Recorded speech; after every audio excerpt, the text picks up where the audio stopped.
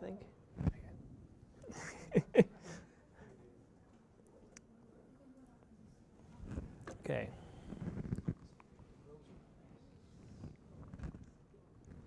Is everybody ready to begin? Okay. I'm James Reeves. I've already been introduced, so I can skip that part.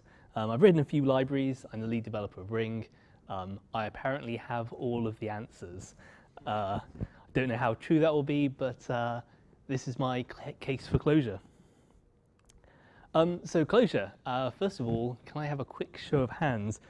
Who's heard of it? Obviously you have, so otherwise you wouldn't be here. I don't know why I've got that in my notes. Who's actually used it? So about half to a third maybe. Who's thinking about using it? Some people.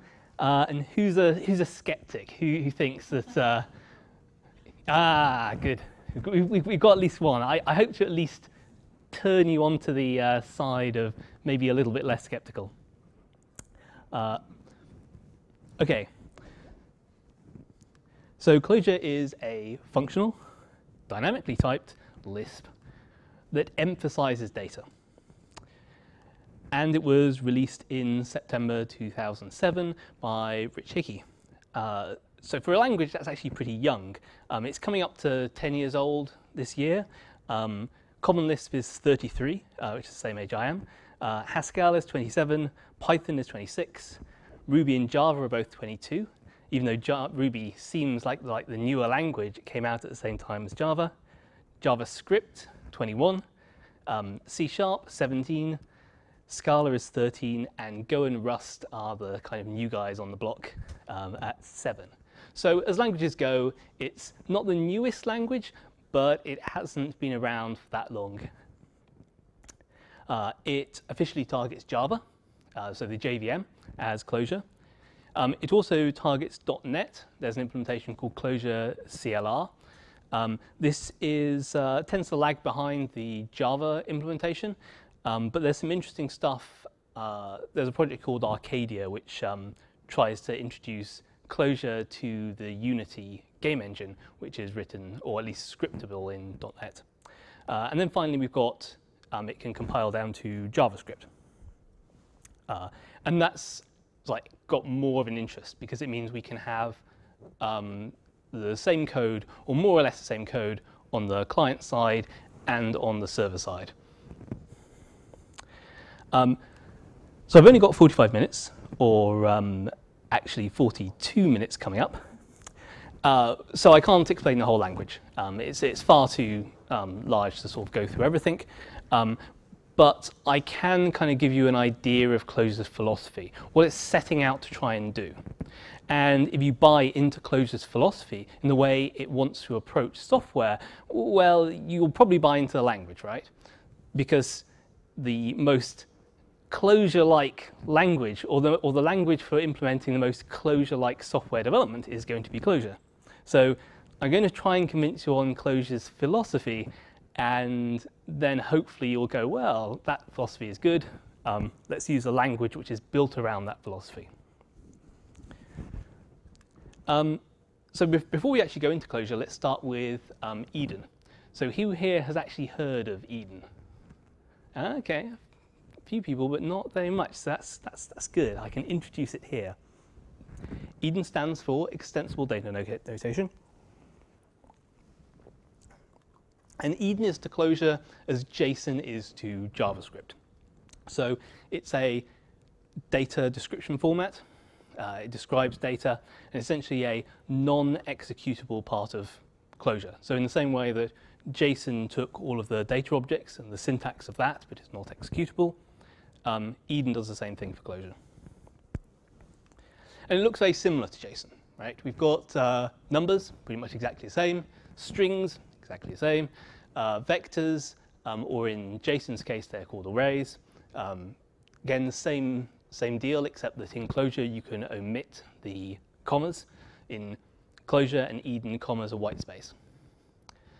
Maps, similar thing. Again, you can omit the semicolon. Booleans, null value is just called nil in Clojure rather than null in JSON. So superficially, quite similar. Where it starts to differ is in the collection types. So whereas JSON has one collection type, which is the array, Eden has three collection types. So it has vectors for ordered and random access. We have lists, which are just ordered data. And then we have sets, which are unordered and distinct. Lists are a little bit more lightweight than vectors. You can kind of use them interchangeably, but lists tend to note something that you're going one thing after another, whereas something you want to access randomly would be more vectors. And actually in Clojure, lists can be lazy. So you can have an infinite list of numbers or things, whereas you can't have an infinite vector because that would kind of conflict with random access. So Eden has three different kind of collection types. And whereas JSON has one type of identifier, which is a string, Eden has three types. So it has strings. They're not really used as identifiers in Eden. They're just for textual data. And then we have keywords, which are sort of similar to Ruby's symbols. They have the same syntax. And keywords reference themselves. They're a little bit like enumerations, right? So if you had colors, you could do red, green, blue. Statuses like ready, stopped, etc. In languages like Java, where you use an enumeration, in Eden you'd use a keyword. And then we have symbols, which are slightly different because symbols reference something else. So a keyword is essentially self-descriptive, whereas a symbol references some external thing. So to give you an example, we've got here a small data structure. It's a map. And we can see here, this is status is ready. The status is effectively its own definition, right? We don't need to explain what ready is. It's pretty much self-apparent, right? If the server is ready, we don't need to be told what that means. The host is a symbol because it references an external server, right? So this does need, or this can be connected to more data. Because you could say, well, this server has an IP address, it has a host name, it maybe has a list of services running on it. It has other information which can be attached to this. Whereas ready is kind of its own thing. So that's kind of the difference between these two types of identifier. Identifiers can also have namespaces. So as well as having straight symbols, you can attach a namespace to the identifiers. So up here we have the symbol identifier, and it has a single segment namespace. So the namespace is denoted by the slash. And then this keyword, the namespace is a double namespace. So you can add in additional segments into the namespace just arbitrarily. They're separated by dots. So those parts of the namespaces. And this is kind of interesting because a lot of languages have symbols, like Ruby, Common Lisp, I believe it has them as well. They don't really have this concept of, or at least the concept of namespacing identifiers is kind of rare. But in Clojure, it's used a lot because essentially for the same reason that you want to namespace an object, you want to namespace identifiers as well. It sort of makes them more specific to a particular implementation. So ready can refer to anything, but if we say server status ready, we know exactly what that refers to. It's, again, even more self-descriptive. So here's another example. We also can have keys on a map. The keys on the map can also have namespaces because these are just keywords.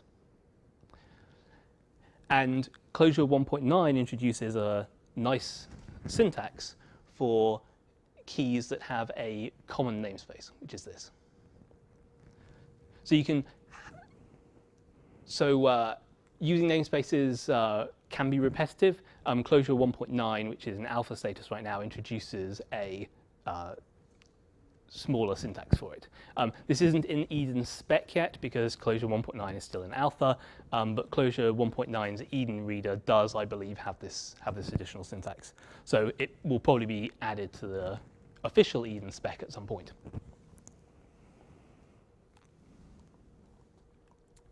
So yeah, it's not in the official Eden spec yet. So already Eden looks like it has more than JSON, right? It has some useful things. Sets are useful. Having different types of identifiers are useful. We can kind of see that namespaces are kind of useful for more accurately describing what an identifier means.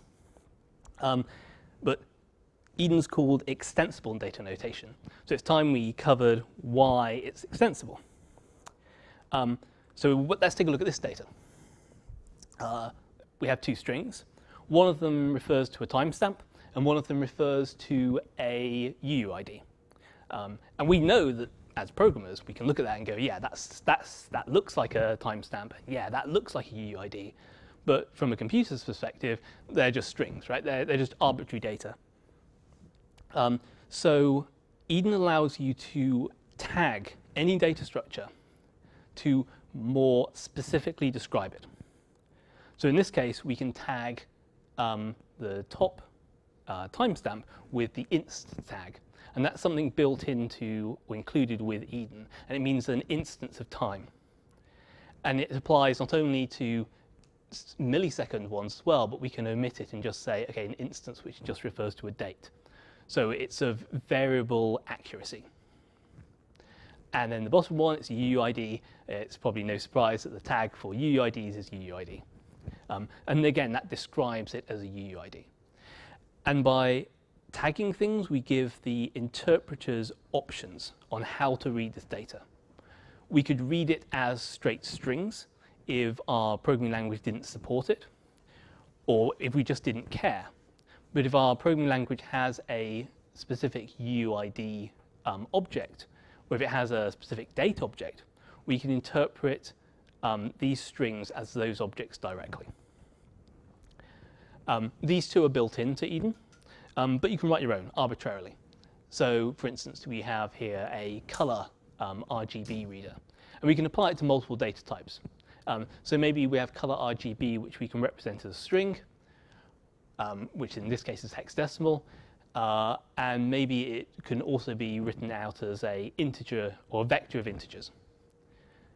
And if we didn't have these tags, then we just see that version of those integers, or we just see that data, and we'd have to infer that it's a color.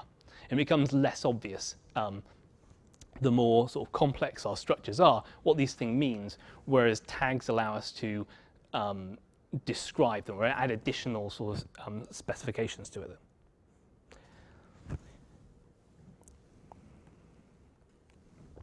Eden also has comments, which JSON doesn't actually have.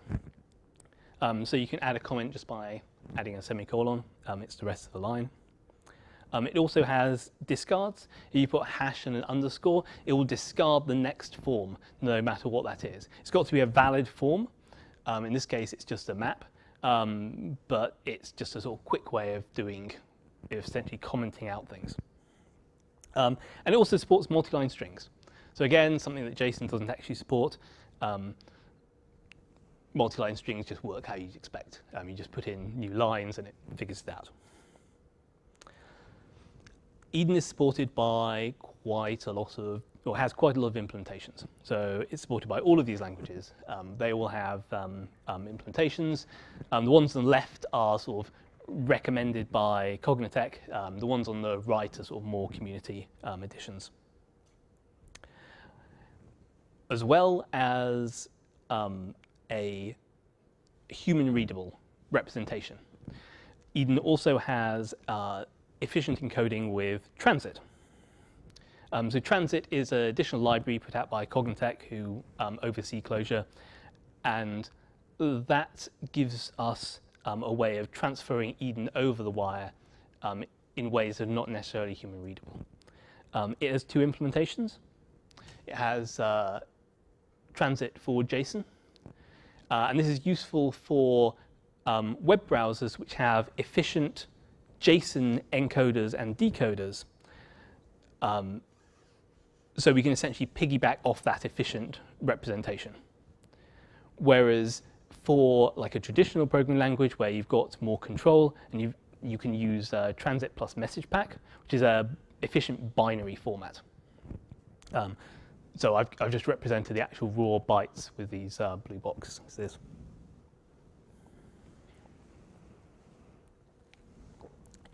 And transit is supported by less languages than Eden, but still quite a few. There's official implementations for all of these languages, and there's community implementations for all of these languages.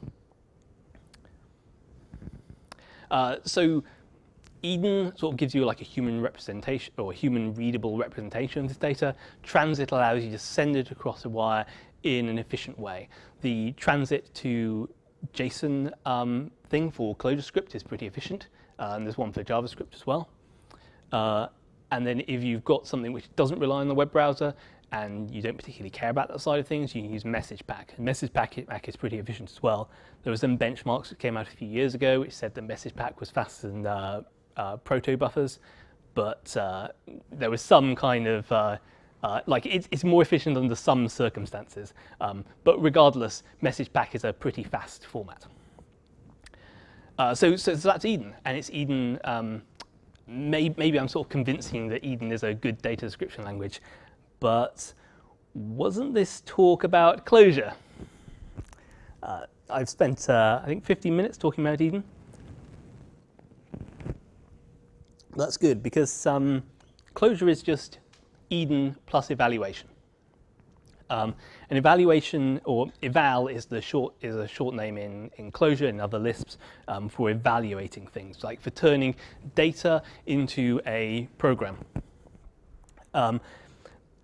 This isn't completely true, because Clojure is a superset of Eden. It actually adds additional stuff on top of Eden for various reasons, but this is mostly true.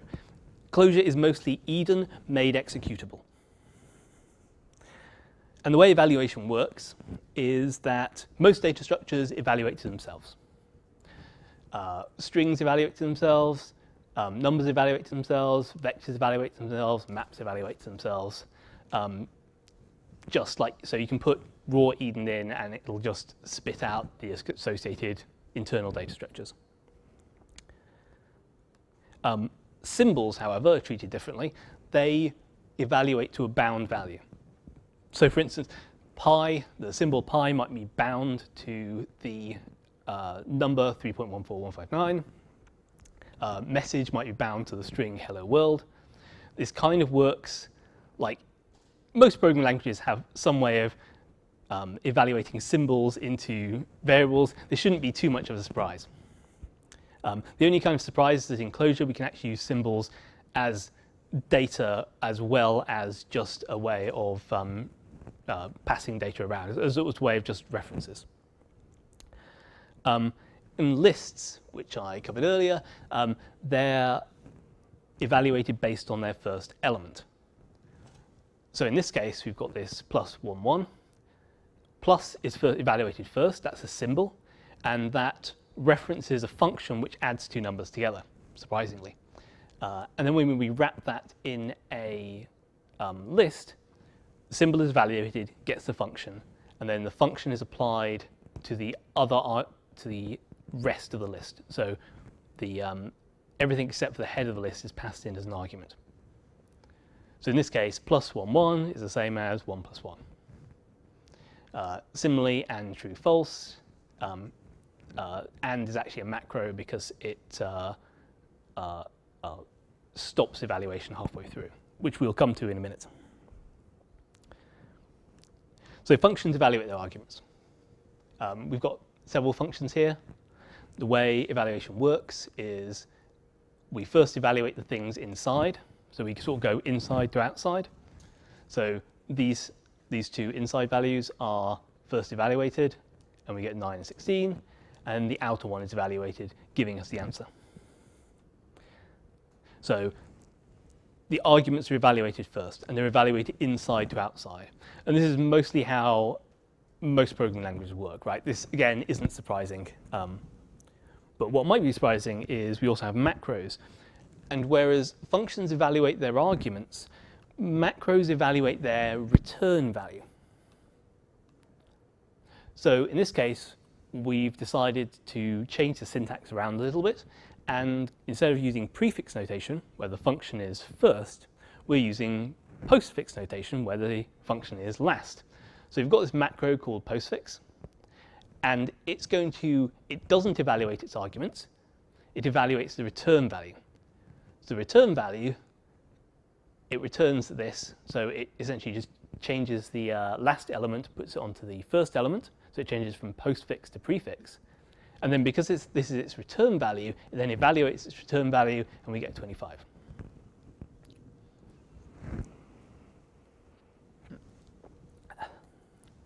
There's one more thing we can do with arbitrary lists, and that's to quote them. So quoting stops evaluation. So if we quote this list, normally if we hadn't quoted it, it would resolve this addition. This quote symbol here resolves to the actual, this full symbol. This is essentially just syntax sugar, and the compiler will expand it out to this special quote form. And quotes just mean that you're getting back the data unevaluated. So Lisps are known for having minimal syntax, right? When we think of Lisps, we think of lots of parentheses. We think of a very kind of minimal syntax compared to other programming languages. Everything's sort of represented as lists. Everything is prefix notation. And Clojure takes some of that. Clojure is minimal when it comes to code, but it's not really minimal when it comes to data. Because as we've seen, the actual Eden sort of data structures are actually pretty sophisticated. Maybe the most sophisticated in most languages I'm aware of. I'm not aware of any language which has as much syntax around data as Clojure does. People may come up to me after the talk and tell me of a language I don't know about which has more emphasis on data than Clojure, and if so, I'd be interested in learning about that. But as far as I'm aware, Clojure's syntax for representing data is fairly extensive compared to most other languages in its domain. So that kind of leads to the question, well, why, right? Because a lot of languages have syntax based around their code. When we talk about the syntax of a language, most of the time we're talking about the syntax of the code rather than of the data structures.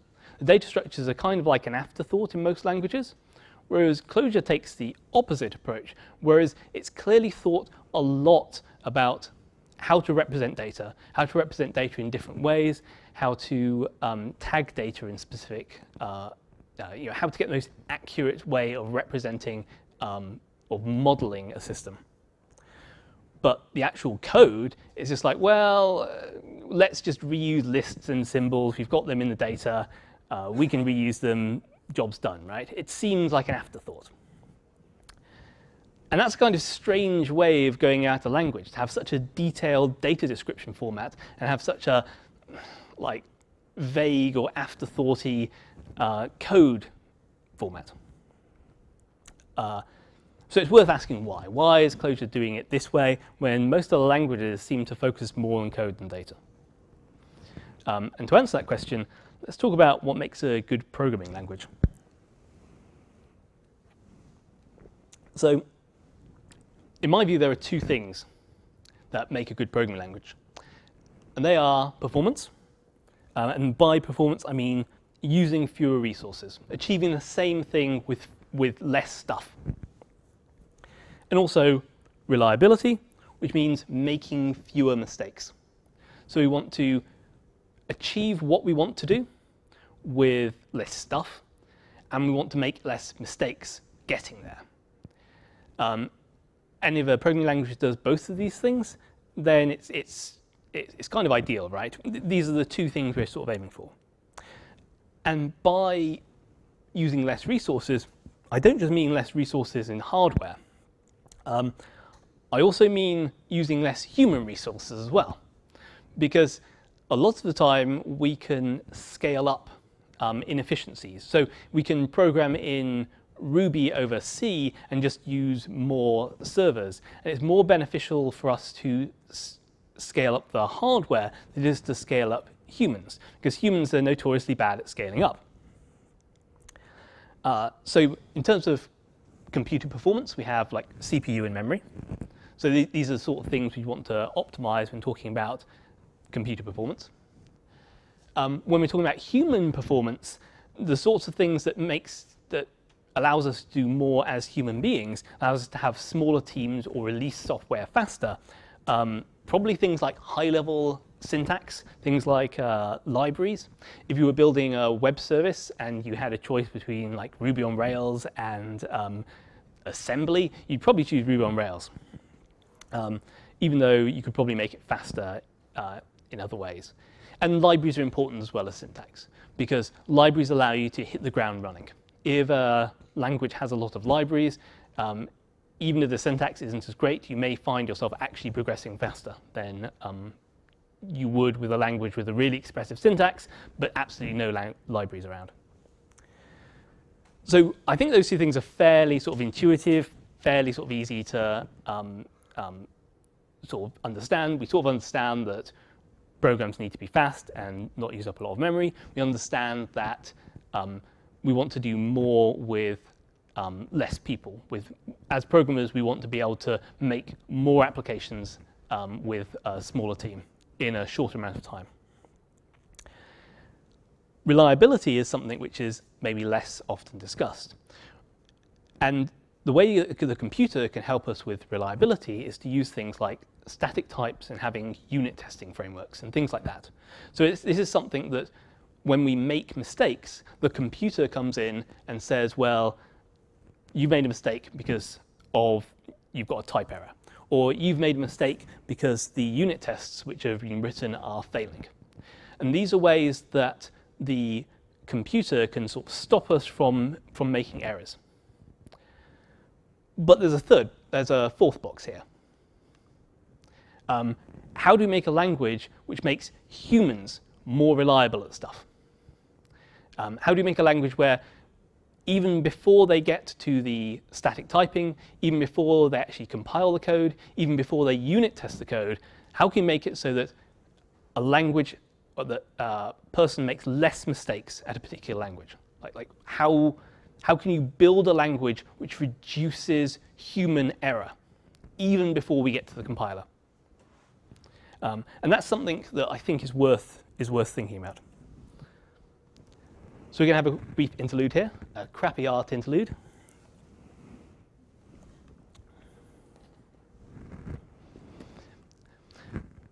So suppose we have a dangerous road. So it has many twists and turns, and this is my kind of hairpin sort of turns. This is a very deadly stretch of road. Many people have been killed. Very tragic event. So an inexperienced driver might take this road and they might take a corner too fast and they might spin off. So how do we solve this problem? How do we stop this from happening? Well, one approach is to put guardrails around everything. This is kind of like analogous to having static types or unit tests, right? We have things that the computer is physically blocking us, stopping us from going wrong. And if we send the car off, well, it kind of works if it's sort of banging into all of the barriers, but we're not making the driver any better. We're just kind of stopping the driver from making mistakes. It's still smacking into all of these barriers that we're putting up.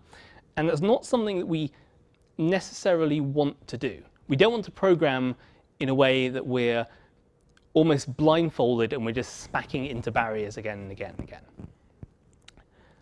So how do we actually drive on this road in a way that we're not smacking into barriers and we're not crashing, driving off and crashing? Well, we could become more experienced. So a more experienced driver could go through at a faster pace without spinning off the road. But that's kind of the long way of going round, right? We don't really have time to go off and say, well, you're making all of these mistakes. go off, spend a decade studying, and come back, and you'll make less mistakes. I mean, that's the solution, but ideally we want something more immediate. We could also go slower. We could set up more processes. Things like the shuttle code developed by NASA was famously reliable, even though it was written in languages we wouldn't have thought were reliable, because they had a very good process for making sure that errors didn't occur. So we can be more methodical. We can go slower.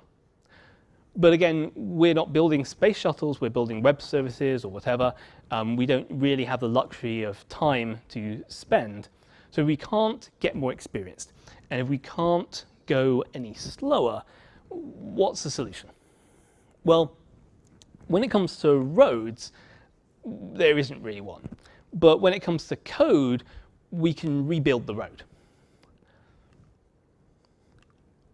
And if we rebuild the road to be straight, suddenly it's a lot easier, right? We can send drivers who are really inexperienced down the road and they won't crash. So this is literally straightforward. If we build a literal straightforward road, that's going to have less accidents than a road that twists and turns. A road that has less stuff to think about. So essentially what we're doing is we're reducing cognitive load. A road with lots of twists and turns is something we need to think about. A road with lots of junctions and cars coming everywhere is something we need to think about. A road that's straight and has no other cars on, we can essentially just switch off, right? We can just keep driving forwards. And then the only problem is whether we get bored and fall asleep or something. And this is important because we only have so much processing power in our heads. Computers are getting faster. The wet air inside our skulls is not really getting faster. We've got a limited amount of processing power. It's a lot of processing power, but it's still limited. And when we write software, we're writing it for two architectures. Writing it for the silicon, which we execute the program on. But we're also writing software to be executed, or at least analyzed, on the brain inside our heads. And it's worth thinking about how we optimize languages to work on our brains rather than on silicon, right? So I think it's fairly well understood how we optimize things to run faster on hardware. It's not so well understood how to make analyzing easier for human beings. But Clojure attempts this. So Clojure attempts to make analyzing programs easier. And it does this. There's a talk called Simple Made Easy by Rich Hickey. Could I just have a quick show of hands, like, who has actually seen this talk? Okay, a few. So if you haven't watched it, I'd recommend it. If you watch no other Clojure talk other than the one I'm doing now and the one Rich and Simple Made Easy, then watch that. But I'll try and summarize the kind of key point that Rich made. So this was a talk which came out in, I think, 2012, just when Clojure was being introduced, and it sort of explained a lot of his reasoning behind the decisions that went into Clojure. So here's a quick diagram. Which one of those two things looks intuitively simpler? The one on the left or the one on the right? My guess it's the one on the right. One on the left seems simpler, the one on the right seems more complex. And that kind of seems intuitively correct, right? But why? Right? They have the same number of lines in both pictures. Why does this seem complex? Why does this seem simple? And Rich put forward the theory that this is simple because it has few interconnections. And this is complex because it has many interconnections. The more interconnections you have, the more intertwined things are, the more complex things are, and the harder it is to unravel them in our heads.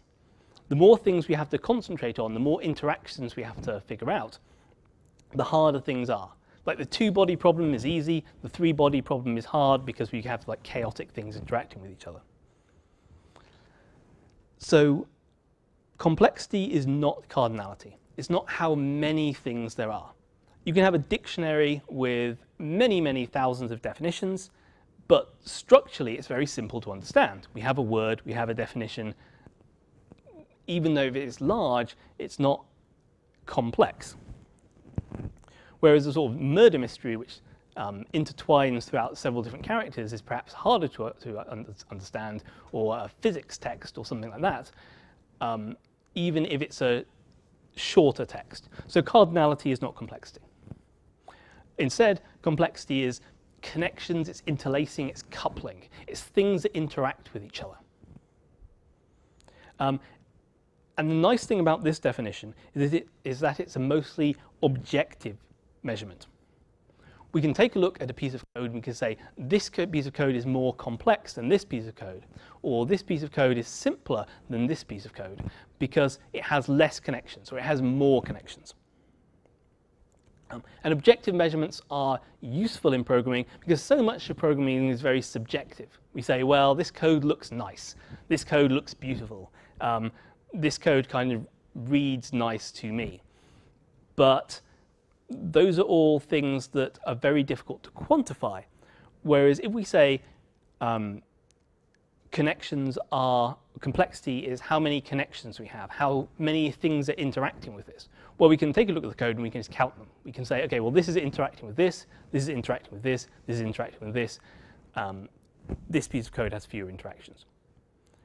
So it's a more objective measurement. There's still some subjectivity involved, but it's more objective than saying, this is beautiful code. I mean, how do you define beautiful? I think my voice is going, so if you'll excuse me, I'll just grab a quick drink.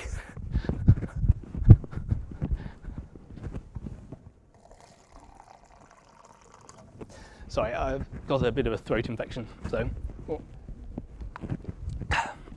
Okay. So this is a mostly objective measurement. Just pretend that never happened. That was a short interlude. Pretend that never happened. So it's a mostly objective measurement. And we want things that are simple. So immutable data is simple. If you can't change data, so an immutable data structure or immutable data like number 1 or number 2, if you have, like, you've probably written a program and it has a number 1 in it, or it has a 0 in it. And just because it has 0 in it doesn't mean that your program is somehow implicitly connected to every other program that has 0. Right? Immutable data is only connected to itself. If you use the number 0, that does not mean that some other program which also uses number 0 is connected to your system in any way. So immutable data is essentially the simplest thing we can have because it has no connections other than itself. Pure functions are also simple because they only rely on the arguments being passed in. So a pure function is a function that takes in some arguments, has a return value, and has no side effects. It performs no I/O, does no sort of calculation. Also, any value that comes out is the same for the same arguments. So a random function would not be pure because that relies on parts of the operating system. Whereas a pure function is like addition, that's pure because you get the same answer out every single time. So pure functions are simple. Not as simple as data because data depends on nothing. And pure functions just depend on their arguments. But it's better than, say, a side effectful function. And objects are, well, maybe they're not simple, maybe they're actually pretty complex. Because objects have a lot of things like state in them. And whenever you get mutable state and things collected together, when you get lots of interactions, there you get complexity. So if we imagine we have some state, some horrible mutable state that we want to get rid of, the object-oriented philosophy is to contain this state. It's to build a wall around this state. It's to use encapsulation to add in methods so we can access this state safely. And effectively what we're doing is we're hiding state from the world. And I think this made a lot of sense when object-oriented programming was developed, because back then computers were much less powerful and we didn't have the same efficient algorithms for immutable data that we do now. But I think overall, immutable data is better than, or eliminating state is better than hiding state. We can build walls around state. We can build walls around sort of mutability. We can build walls around complexity. And this is effectively object-oriented strategy. It's a defensive strategy. So it says we can cut down state by building walls around things and making sure that they only go through official channels. Whereas Clojure goes, well, that's nice and it's better than doing nothing. But if you have immutable data structures, you can actually eliminate a lot of the state in a program. Like 90% of the state in your program can just go. A lot of the stuff I develop in Clojure has very few mutable stuff. In a library, libraries are almost always pure. When I'm developing applications, the mutability, the side effect stuff is pushed to the very edges. Like 90% of the code is actually pure. So you can push out state a lot. We can eliminate state. And Clojure has effectively a offensive strategy, an aggressive strategy against complexity. It doesn't hide it, it doesn't contain it, it seeks to eliminate it at the source.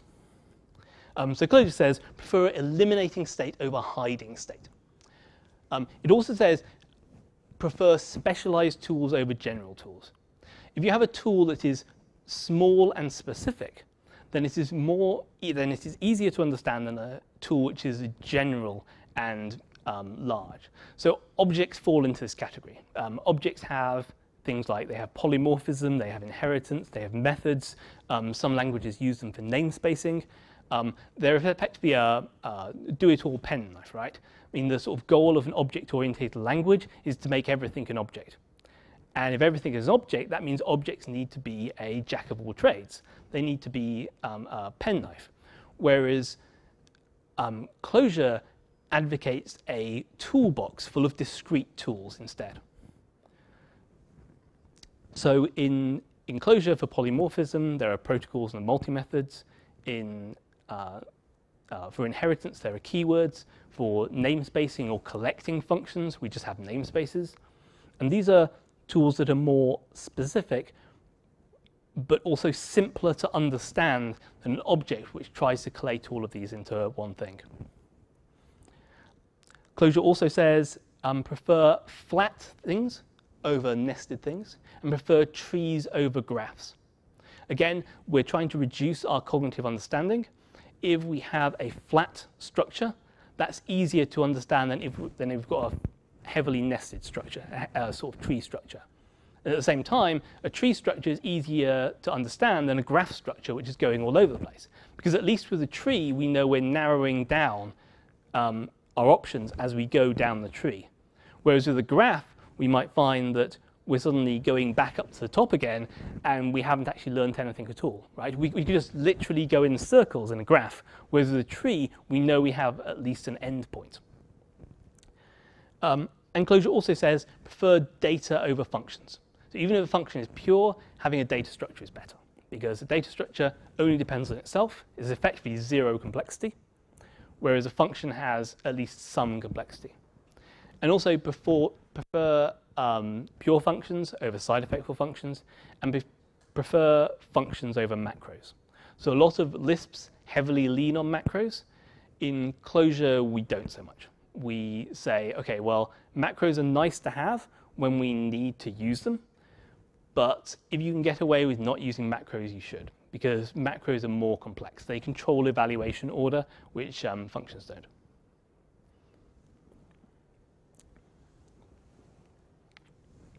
Okay, so this is essentially what I want to, if there's sort of one thing to sort of take away. Clojure is a language which tries to reduce cognitive load. And it does that by making things simple, by reducing connections between individual parts, by making it easy for you to reduce connections between individual parts. And the hope is that if you can do this, if you have programs that are simple, then you can understand them better. You can run them better in the wetware inside your head. And if you can analyze, if you can run this software in your head better, then you should hopefully make less mistakes. It should be quicker to understand and faster to go through. So that's the end of the talk. And are there any questions?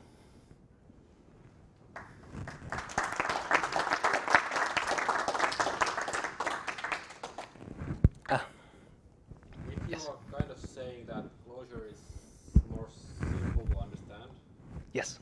would you say that you are more eager to accept a pull request than somebody maintaining, let's say, a Python open source project? I'm not sure because I've never, like I've written Python programs. I haven't maintained any open source Python programs. I do find myself reading Clojure more than I read either Ruby or Python or Java. If I have a new Clojure library and I want to learn about it, I'll just pop into the source code and just read it through.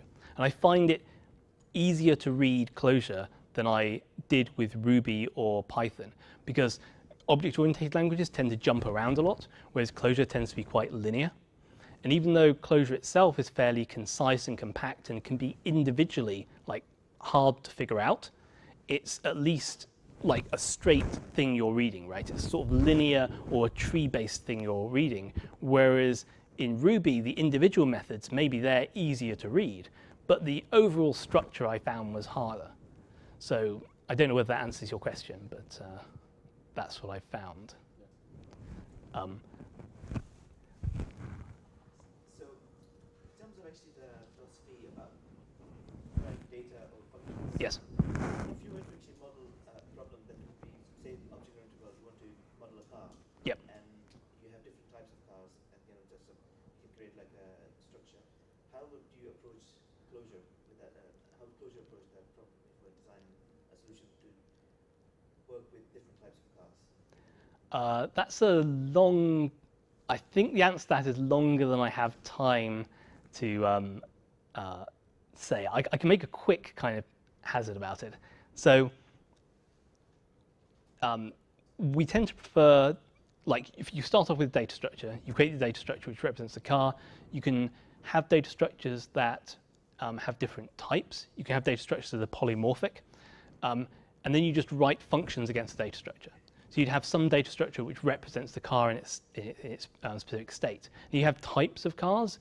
You can represent them as records, which I didn't cover, but records are a type of map with effectively a tag attached to it, which you can polymorphically dispatch off.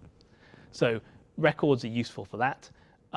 Otherwise, you could use a multi-method to dispatch off a key. So you can have a key in the car, which is like make of car, right? And you could go further than an object which just dispatches, which just has single dispatch. And you could say, okay, well, we're not just going to dispatch off the make of the car, but we're also going to dispatch the model. So instead of combining make and model, like you have a class called Ford Escort, you could have a data structure with car/make Ford, car/model Escort. And then you could dispatch off both of those in order to get like a polymorphic set of methods. So hopefully that goes some way to answering the question. Yes, skeptical person. Pardon? Is that not just OO? No, because, so I'm just trying to remember what Alan Kay said about OO. So he said it involves information hiding, right? That's one of the kind of critical parts of object-oriented programming. And Clojure says, no, we don't want encapsulation. Instead of encapsulation, we have immutability. And the advantage of that is that you can reuse functions, because if you encase your data in a shell and you have to add in methods manually, you can't then use methods which have, or functions which have been added by the operating system, right? So like if your object doesn't support like tree searches, you can't perform tree searches on your object because the information is hidden. Whereas with a data structure, you can just use the standard libraries functions to just search through the data, right? It doesn't matter. Is Yes. that just procedural programming? Well, procedural programming is more sort of stateful, right? It's changing states at one thing after another. Whereas functional programming tends to be you have inputs, you have outputs, rather than you're doing one thing at one time. So, for instance, if you have a function call, in theory, in a functional program, you can choose which set of arguments are delivered first, whereas in an imperative language, it's like one instruction after another. So procedural programming tends to involve a very kind of linear approach to one thing after another. It tends to involve lots of mutable state, which is rejected by functional programming. Other than that, it's kind of similar, I guess, in that it uses functions and data, but the difference is that the functions are pure and don't have side effects, and the data is immutable and cannot be changed.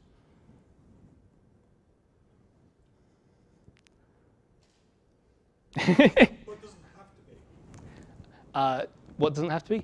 Oh yeah, if you had a procedural language which had strong immutable data structures, and you use the immutable data structures for everything, and use pure functions for everything, well, I'd argue you don't have a procedural language anymore, you have a functional language. Yes. If you like, we can talk about it more afterwards. Yes? So what type of business application have you applied to Clojure? So personally, Yeah. two things like web applications, web services, and also big data modeling. And these tend to be the two things that Clojure is currently used for.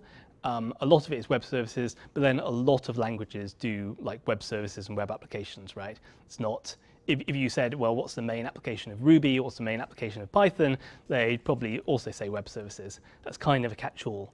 Clojure also deals with a lot of sort of data, big data stuff. And also, like somebody coined the term inconvenient data.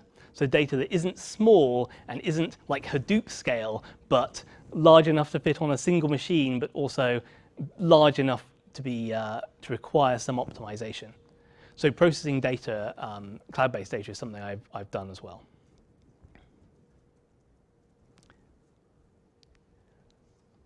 I think we're out of questions. I think we're also out of time. I think I've gone over by 5 minutes. One question. Oh, yep. What do you think about type closure? So I've looked at type closure. So type closure is a library which adds static typing on top of Clojure. So Clojure is dynamically typed, but core.typed is an attempt to selectively add static typing. So you can say, okay, well, this function has this static type, and if you go through, it will throw up any errors. Having selective static typing is kind of hard. There was some company which used it a while ago, and they said it was just too hard to continue going. Since then, it has improved. I think that in future it might be useful, but right now I'd probably not use it myself. Like I think its goal is nice, but I think it's a little way off from being practical, if that makes sense.